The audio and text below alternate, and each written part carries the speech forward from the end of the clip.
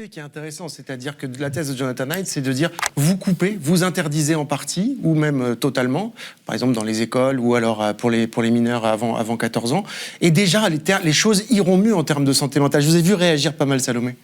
Je comprends complètement, encore une fois, la critique qui est faite des réseaux sociaux et des écrans, et je ne veux pas du tout en faire l'apologie aveugle, parce qu'effectivement, ça pose énormément de problèmes. Et de nombreux psychiatres, pédopsychiatres le décrivent, disent qu'ils le voient chez leurs patients. Donc je ne veux pas minimiser ça. Ouais. Par contre, l'interdiction me pose deux questions. C'est premièrement, pourquoi que les jeunes ? Parce qu'il y a beaucoup de personnes dans notre société, encore une fois, qui sont atteintes par cette addiction et toutes les problématiques que ça pose, le cyberharcèlement, toutes les activités illégales. Donc pourquoi ce serait que les jeunes qui seraient visés ? Deuxièmement, est-ce qu'on peut mettre réellement ça en place ?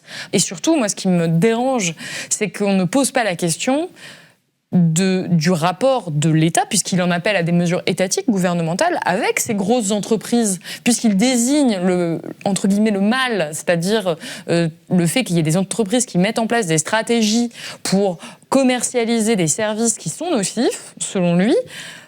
Pourquoi on ne propose pas une seconde de peut-être empêcher ces entreprises de proposer des produits nocifs, par exemple, ou en tout cas de faire passer peut-être certains encadrements. Et dans le cas français, puisque là, Emmanuel Macron, visiblement, a reçu ce monsieur, ça pose la question de la souveraineté numérique et de notre rapport à ces très grosses plateformes, rapport qui est déjà en train de se poser politiquement de manière plus large, avec la question de X, qui a été repris par Elon Musk. Et donc, encore une fois, on revient à quelque chose qui est quand même un peu plus profond. Je ne suis pas complètement convaincu que simplement dire aux jeunes l'État vous interdit de regarder des choses soit la grande réponse, en tout cas que ça résolve tout, je suis pas certaine.